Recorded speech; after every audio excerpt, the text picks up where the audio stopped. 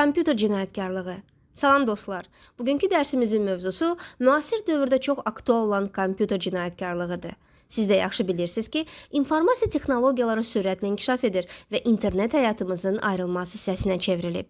Amma bununla yanaşı yeni təhlükələr də yaranır. Bəs kompüter cinayətkarlığı nə deməkdir? Sadə dillə desək, kompüter cinayətkarlığı kompüterdən və ya internetdən qanunsuz məqsədlər üçün istifadə edilməsidir. Məsələn, məlumatların oğurlanması, başqasının hesabına icazəsiz daxil olmaq, saxta proqramlardan istifadə və ya onlayn fırıldaqçılıq. İndi isə kompüter cinayətkarlığının əsas növlərinə baxaq. Hakerlik, başqasının kompüter sisteminə icazəsiz daxil olmaq. Virusların yayılması, kompüterlara zərər vurmaq üçün proqramlardan istifadə.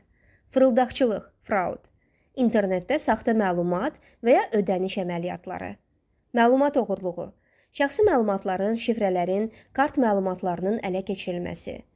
Kibertəxribat, saytlara hücum edib onları sıradan çıxarmaq.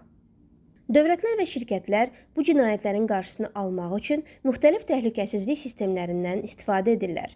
Biz isə gündəlik həyatda özümüzü qorumalıyıq.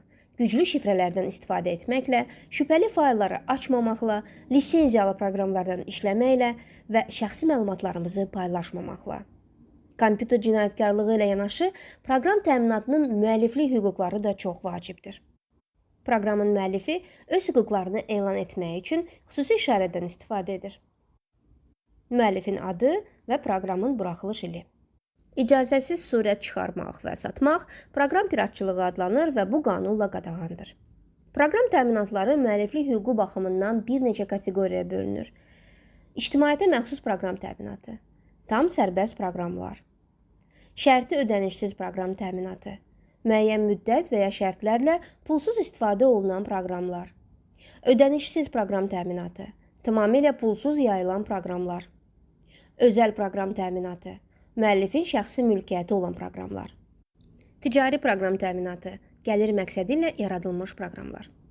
Kiber cinayətkarların əsas hədəfləri dövlət qurumları, banklar, iri şirkətlər və onlayn mağazalar olur. Kompüter cinayətlərində kompüter ya cinayət aləti, ya hədəf, ya da yardımcı vasitə kimi istifadə edilə bilər. Azərbaycanda bu sahədə qanunvericilik gücləndirilib.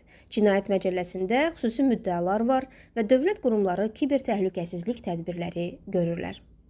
Biz isə gündəlik həyatda özümüzü qorumaq üçün diqqətli olmalı, maarifləndirici biliklərə sahib olmalı və internetdən düzgün istifadə etməliyik. Yekun. Kompüter cinayətkarlığı kompüter və internetdən qanunsuz istifadədir. Əsas növləri hakerlik, viruslar, fırıldaqçılıq, məlumat oğurluğu, kibertəxribat. Özümüzü qorumaq üçün güclü şifrələrdən istifadə etməli, şübhəli fayllardan uzaq durmalı və yalnız lisenziyalı proqramlarla işləməliyik. Proqram piratçılığı qanunla qadağandır. Müəlliflik hüquqlarına hörmət vacibdir. Kibertəhlükəsizliyə əməl etmək həm şəxsi, həm də ictimai maraqlar üçün zəruridir. Ev tapşırığı. Kompüter cinayətkarlığının 3 nümunəsini yazın və qısa izah edin. İnternetdə özünüzü necə qoruya biləcəyiniz haqqında 5 qayda hazırlayın. Dərsimiz burada sona çatdı. Sağ olun, növbəti dərslərdə görüşənədək.